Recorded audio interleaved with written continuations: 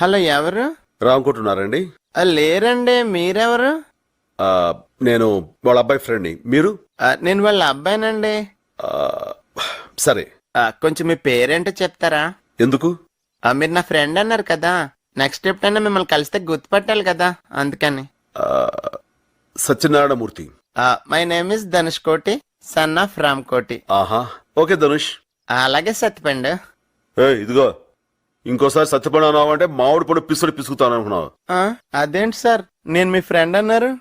మరి అక్కడే నాకు కాలుద్ది. నువ్వు నాకు ఫ్రెండ్ అన్నాను కానీ నేను నీకు ఫ్రెండ్ అన్నానా? కరెక్టే సార్, పాపం ఫీల్ అయినట్టున్నారు.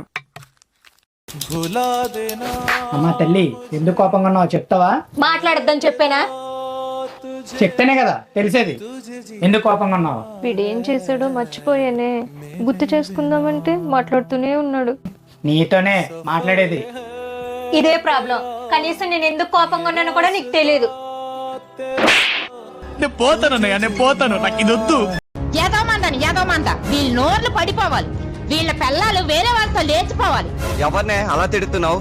కాయగూరలు కొనడానికి వెళ్ళినా, కిరాణా సామాన్లకి వెళ్ళినా, ఆఖరికి మెడికల్ స్టోర్కి వెళ్ళినా చెప్పండి ఆంటీ, ఏం కావాలంటీ, ఏమేమంటారా ఆంటీ? ఆంటీ ఆంటీ ఆంటీ ఈ పదం తప్ప వేరే పదం రావట్లేదు. పెళ్ళైనంత మాత్రాన ఆంటీలు అయిపోతావా? అయినా ఈ మందన కాదు అనవలసింది. ఆంటీ అన్న పదం కనిపెట్టినాడు నా చేతికి దొరికితే బాహుబలిని కట్టప్ప పొడిచినట్టు కసక్కమని పొడిచి అరుంధతి పశుపతికి సమాధి కట్టినట్టు సమాధి కట్టేస్తాను.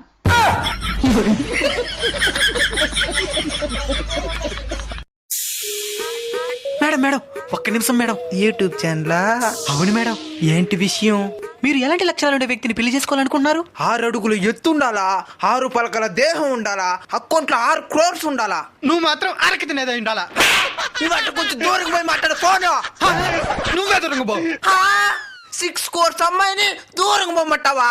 మేడం ఆయనతో మనకి ఎందుకు మేడం? పెళ్లి అయిన తర్వాత మీ అత్త మామల్ని మీరు ఏ విధంగా చూసుకుంటారు? అత్తమామలు ఏం చూసుకునేది? పెళ్ళైన మరుక్షణం వాళ్ళు వృద్ధాశ్రమంలో ఉండాలా. నువ్వు ఆఫ్రికాలో ఉండాలా?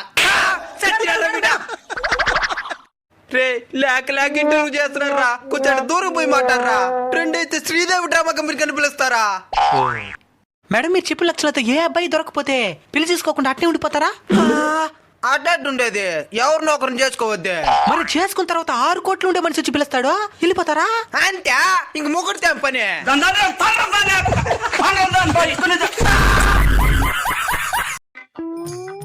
ఏమైందండి అంత టెన్షన్ పడుతున్నారు? ఈ రోజు వ్యాలంటైన్ డే కదా, మా ఫ్రెండ్ని వాళ్ళ లవరు పార్క్ వెళ్ళారంట. అక్కడ బజరంగ్ దళాలు వచ్చి వాళ్ళిద్దరికి బలవంతంగా పెళ్లి చేశారంట. పెళ్లి చేస్తే మంచిదేగా. ఏం మంచిదే, మా ఫ్రెండ్కి ముందే పెళ్లి అయిపోయింది.